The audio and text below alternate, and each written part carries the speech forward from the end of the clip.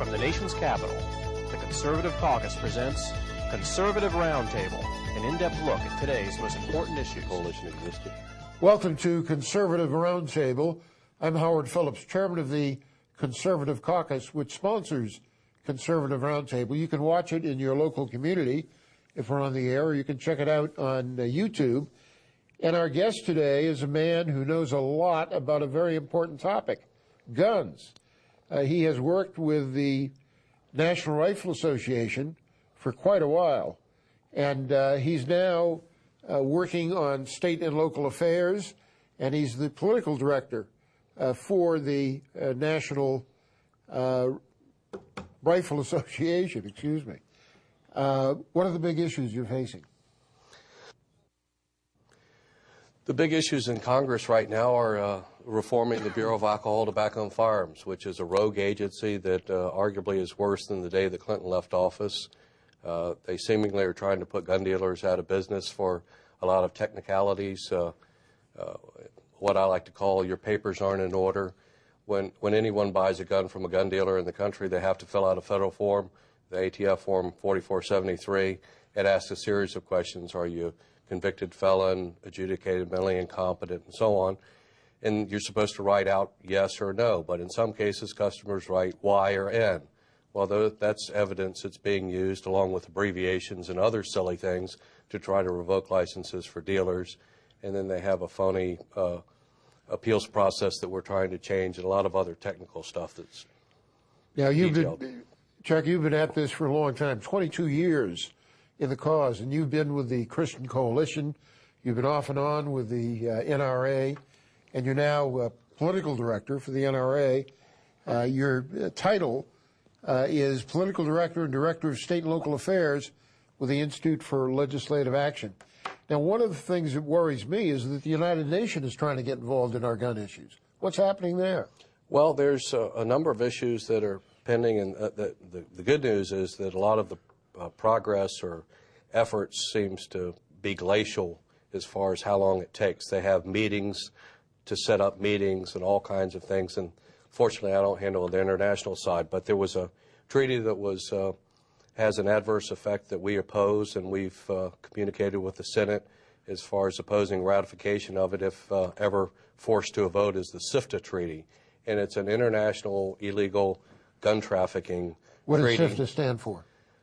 I'm not sure. It's an acronym for a foreign title of it, and so the acronym's just SIFTA. But as I say, the English translation is something like illegal gun trafficking prohibition or reduction treaty or something, and it would have adverse effects, and it's something that we've expressed our opposition to. It's something that in our questionnaires to Senate candidates we ask about.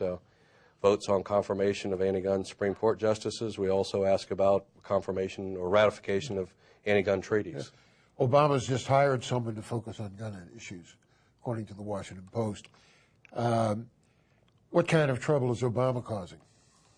Well, so far they're picking their fights, at least as it relates to the Second Amendment, pretty carefully. They're under a lot of pressure from their base to act more aggressively. He didn't say a whole lot in his speech a few weeks ago that was a whole lot of red meat for our members, unfortunately, because that would be a good thing to get them pretty excited and motivated.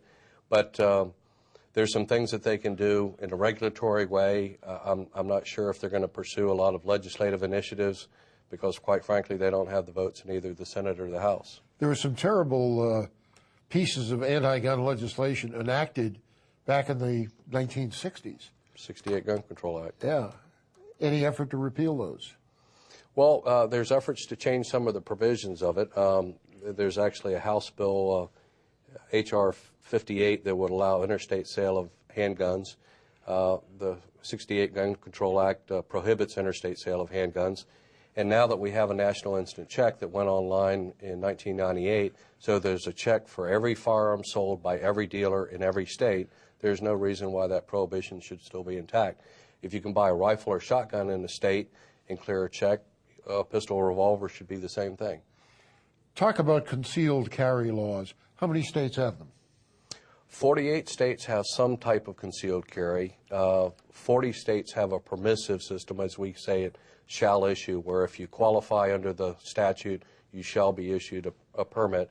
8 states are very discretionary. Maryland nearby is one. 2 states have no concealed carrying, but that's likely to change this year. When they have no provision, can someone just carry without being harassed? Carry concealed? Yeah. Or you mean openly? Either way. Because in several states there's open carrying that's legal, not done very often because people prefer to be discreet. But in Illinois and Wisconsin, there's no concealed carrying by average law-abiding citizens at all. But that's going to change now that the political climate's changed in Madison with the makeup of the state assembly, state senate, and governor. We sought unsuccessfully and failed by 2 votes twice to override the governor's veto of Scott Walker's predecessor, Jim Doyle. In Illinois, the freeze seems to be thawing there as well. There's Chicago Police Lieutenants Association supporting right to carry. We have to meet a supermajority this year, but it's possible that's going to come up in a couple weeks. What's happening in the courts? In the courts, we're still challenging the newest D.C. gun ban. That's the Heller case, or well, it's Heller too. Yeah. Same person, different case. They moved the goalpost. They reenacted what is effectively a gun ban. They model it on even California law by name, so that if California changed their law and this law, that D.C. law would be changed as well. We're seeking to repeal that again through federal legislation for 2 reasons. One is the D.C. City Council has proven that they're irresponsible when it comes to several constitutional rights, but particularly the Second Amendment. And so allowing that to continue is just ridiculous because they've proven to be irresponsible. Second thing is that the one thing that they can't fix for the residents of D.C. is the ability of them, because of the interstate prohibition, interstate sales, someone who lives in D.C. all of their life, even though the law changed, cannot legally own a handgun because they can't buy a handgun. No. They can only buy it in their state of residence. Thankfully, D.C. is not a state, but there are no gun dealers in that state, and they can't buy it from Virginia, Maryland, or anywhere else. So part of that change would change that. Let's take a practical situation. Let's say I have a Glock, a handgun, and I'm driving across the lines of various states. What do I have to worry about? Well, you have to worry about your starting point and your ending point, because the Firearm Owners Protection Act in 1986 protects you if it's legal on both ends for you to travel, for instance, up to Maine and pass through New Jersey or even Boston, as long as that's not your starting and ending point. Now, in an example also, that is, they have a shooting range just north of D.C. in the Beltway. When I go into D.C. and work half a day, sometimes I can't take my gun, work half a day, and then go to the shooting range or go to the shoot in the morning and come back and work the second half of the day. I can pass through D.C. I could probably stop at a fast food restaurant, certainly stop at stoplights, but it can't be my starting or ending destination. Otherwise, you're not protected under federal law. What if you conceal a gun in the trunk of your car? What do you have to worry about? Well, in most cases, if it's unloaded and it's inaccessible, as in the trunk of your car, you're protected. And those are the 2 conditions for the federal protection of the Firearm Owners Protection Act. And that was one of the things that changed the Gun Control Act of '68, as well as this interstate sales provision that we're working on and other things. What if you want to have one in the glove compartment of your car because you're worried about crime and possible attack? How can you get away with that? That's a little bit more difficult, where you'd have to have a carry permit to have, whether it's on your person or within reach, say it was under your car seat, or if you had a real big vehicle, I guess you maybe couldn't get to the glove compartment. But if you are able to reach it in a compact car, in Virginia, the case law relates to saddlebags. If you could reach it from a horse in your saddlebag, the same thing. What if the gun is unloaded? I don't think that matters. I think if it's concealed, even though it's not very effective for self-defense, unloaded, I think you still have a problem. What about trigger locks? Oh, trigger locks. Well, those are generally silly because they're often defeated, not very effective. They're absurd. But obviously they're counterproductive for self-defense. But if people want to have them, for some guns that they store where they have children, and obviously I have a lot of children, we have all of our guns are unloaded and locked up except for one. And that one's, of course, loaded within my reach, but not my kids. But to have a trigger lock or something that would delay your ability to defend yourself in the middle of the night when you're startled, your door or window breaks open, is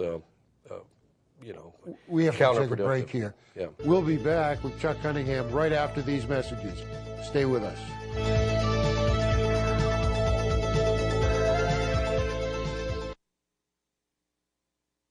You are a defender of liberty. You spoke out. That is part of your job. You were heard in Congress. No. You marched. You created a new movement. You endured attacks. You see folks waving tea bags around. Now you can help to Repeal the bill. go to sendthemamessage.com. Print the pledge to repeal Obamacare. Send it to your representative, senators, and candidates to sign that they pledge to Repeal the bill! Repeal the bill! Repeal the bill. Repeal the bill. Repeal the bill. Repeal the bill. Repeal the bill. Repeal the bill. Repeal the bill! Now! go to sendthemamessage.com and help. Repeal the bill.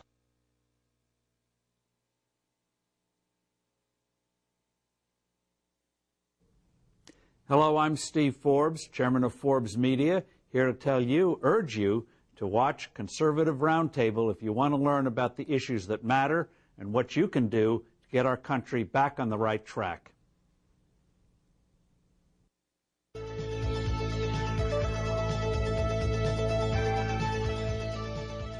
Welcome back. I'm Howard Phillips, chairman of the Conservative Caucus, which sponsors Conservative Roundtable. And our guest is one of the leading Second Amendment experts and defenders in America, Chuck Cunningham of the National Rifle Association. Has your organization reached any conclusions about people seeking the presidency on the Republican side? No, in fact, it's strangely enough pretty late in the game. I mean, it's less than a year before the first presidential primaries yet. We don't even have a candidate field, but we'll evaluate them through what voting records they may have, public statements they have, and they'll soon be getting a questionnaire once it becomes clear who's in the race and who's not. Did you take a stand on every candidate for the House in this last election? Not every candidate, but in most of the contested races, we were very active. What harm potentially could be done to the Second Amendment cause by the Supreme Court? What might be coming before the court in the foreseeable future? Well, there's the case as it relates to D.C. gun ban that's being litigated again. There's also a case so whether or not 18, 19, 20-year-olds have the constitutional right to purchase a pistol or revolver, and that's being challenged right now because the federal statute says age 21 for handguns and age 18 for shotguns and rifles, which are far more lethal. Yeah, and they're allowed to serve in the military at a younger age. And vote and enter into contracts and do virtually anything else other than defend themselves with a handgun. Much chance of that changing? Well, we'll see. I mean, that's being litigated, and thankfully I'm not a lawyer, but our legal team wouldn't have picked that issue to proceed on if they didn't think there was a good shot at it. What are the biggest threats to the Second Amendment that you see in the political world?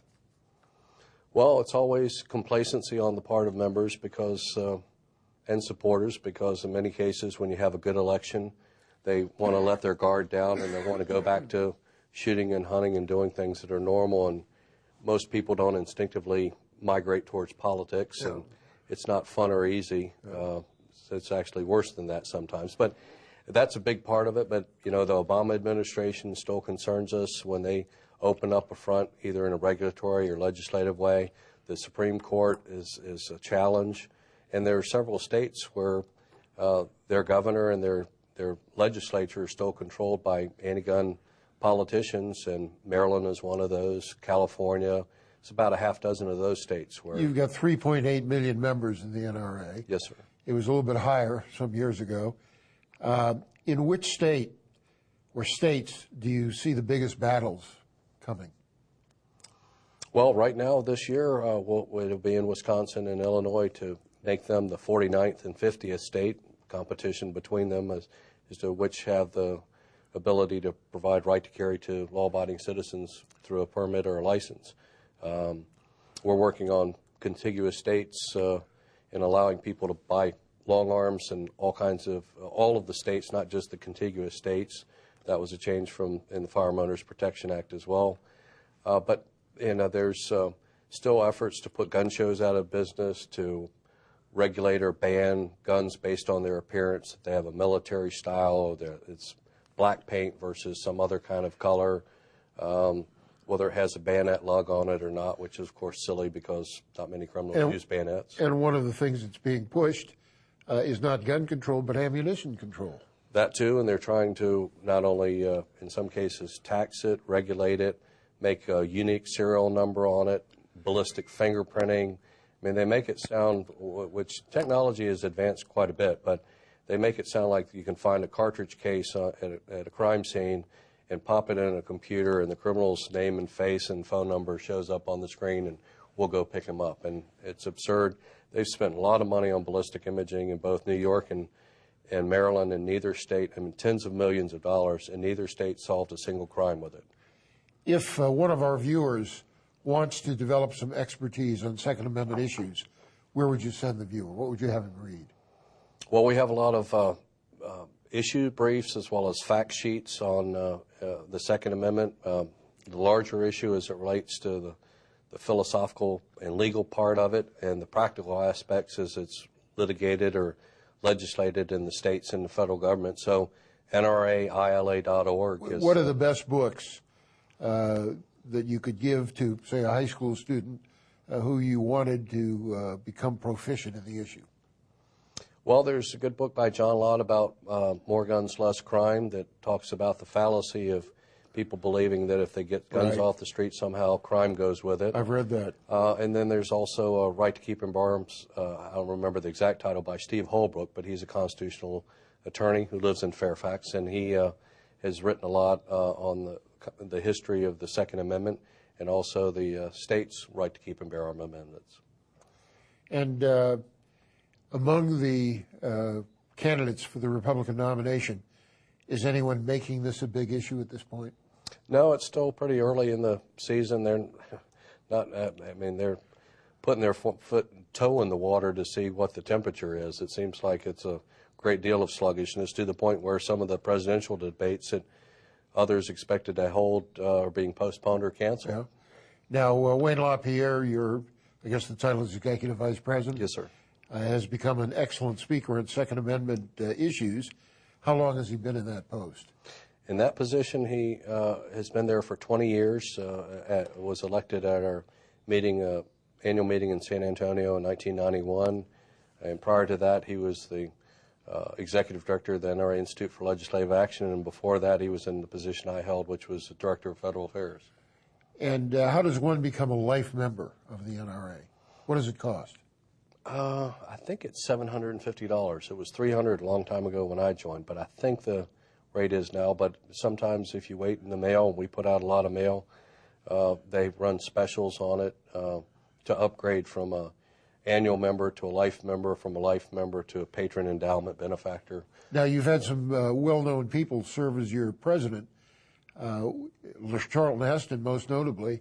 How does the president of the NRA, how are his functions distinguishable from those of Wayne LaPierre, the executive vice president? Well, Wayne's our CEO, and he's the one that's paid, and our other officers are unpaid as far as the first vice president, second vice president, and president. So those are volunteer positions. It's part-time, and he's in charge of making it happen. He runs the whole operation, whether it's general operations, the Institute for Legislative Action, the advancement, our fundraising operation, all of that comes under him. And you have a new president, Dave Keene, coming on board. At the end of the month. Yeah. What are your national conventions like? You have huge crowds. Usually about 60,000. I think the largest one was around 64, 65,000 over a 3-day period. And how can you find a hall big enough to? Well, there's the Secretary's office handles that, but there's probably only about 20 cities that we can go to that both have the hotel capacity convention center and aren't in anti-gun states like, say, California or New York City or some other states. And so we're going to be in Pittsburgh later this month. That's where we were in 2004. Dick Cheney spoke at that convention. Next year we're going to be in St. Louis. We were there about 4 years ago. But what they do try to do is move it around so that different members from different parts of the country are able to attend. So they don't have it all on the eastern seaboard. The media used to mock the NRA and other gun organizations, but I think they take you much more seriously now. Well, I agree, and I think part of that is the political power that they've seen of this organization, or of this issue, rather, and that we organize through the NRA. When there's a big controversy on gun control, the gun control side doesn't seem to be strengthened, but our constituency certainly is. So through adversity, we get larger and more active, and our members have a lot higher intensity because they literally have something to lose, not just a constitutional right, but something that they bought or were given or inherited. Let's say Barack Obama were not in the picture. Is there a Second Amendment defender in the Democratic hierarchy who might at some point seek the presidency? That would be tough. Hard to find. Mark Warner's name was out there a few years ago, and he abruptly dropped out of the presidential race. But as governor of Virginia, he had to be very careful what he said about the Second Amendment. He did, and what he did. He didn't sign any far-reaching bills into law, but he did sign all the pro-gun bills that got to his desk, and of course our job was that no anti-gun bills got there and none did. But I guess he's probably the closest thing. Evan Bayh, of course, was mentioned before, but while he was good as governor on our issue, he was not so good in the U.S. Senate. Yeah. Their bench is not very good as it relates to our issues because the typical Democratic primary voter is very liberal on a lot of things, and they tend to be anti-gun. It may not be their issue. Even if they own one, which they often do. Stay with us. We'll be right back with Chuck Cunningham after these messages.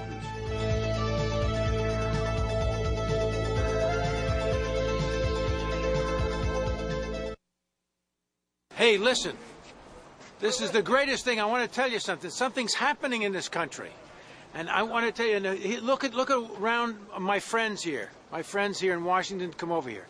See all these great people? These great folks are here because they want to take the country back to the direction of the Founding Fathers and stop all this nonsense that's going on and stop this, this immersion into socialism, which is happening. We've got to stop it. And every day we're losing a little bit of our freedom. But the answer is that the individual citizens can make a difference. They can walk through these houses of Congress. They can look their congressman in the eye and say, hey, vote this bill down. Get rid of it. We got a lot of work to do. And the first thing we have to do is get rid of the garbage and the attacks on our freedoms. This is it. So anyway, that's what these guys are doing here today to do. Yes! And I say, all of you guys out there, within the sound of my voice and the visual that this great gentleman has created, get down here and do your responsible citizenship by going and seeing your representatives and telling them, what you want, because this is your house. It's not their house. Yeah. Get in there and tell them what to do, and let's begin cleaning this country up. A big mess has been created in only a year's time, in 9 months' time, really. A big mess we have to recover from. We got to start work. We got to throw some people out.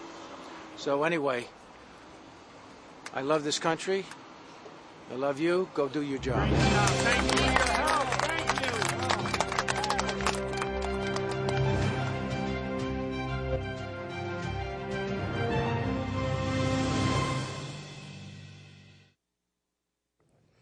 Welcome back. If you are interested in the kinds of issues we discussed on Conservative Roundtable, I hope you'll send us contact information so without cost or obligation we can send this to you. Our website is www.conservativeusa.org, and our fax number is 703-281-4108. And how do they get in touch with you, Dr. Cunningham?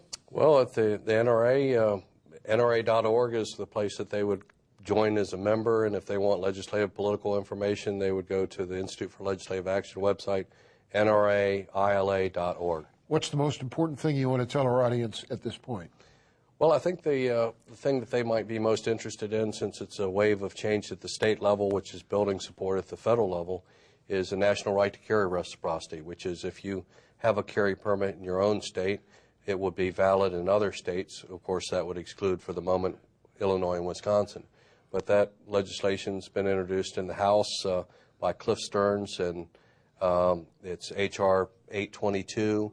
It's got over 100 co-sponsors, and And doesn't the Constitution say that states should honor the actions of other states? And if a state chooses not to have right to carry for their residents, then non-residents can't carry. But 48 states have chosen otherwise. And so I think that's where a lot of the growth in the Second Amendment constituency, as I call it, has taken place, and that's where a lot of people can get interested in national right to carry reciprocity. You know, I think it's ironic to see the hypocrisy of people who attack the Second Amendment, but who themselves have a loaded gun next to their bed because they know that self-defense is not only a constitutional right, it's a necessity. Them or their bodyguard. Yeah. Yeah, like Rosie O'Donnell and others. That's right. They don't believe in the right for all of us, just their bodyguard. Listen, it's been a pleasure being with you. I'm so glad you took the time to share your experience and knowledge with us, and we wish every success to the National Rifle Association. Thanks so much. See you next time. God bless you. And thank you for watching Conservative Roundtable.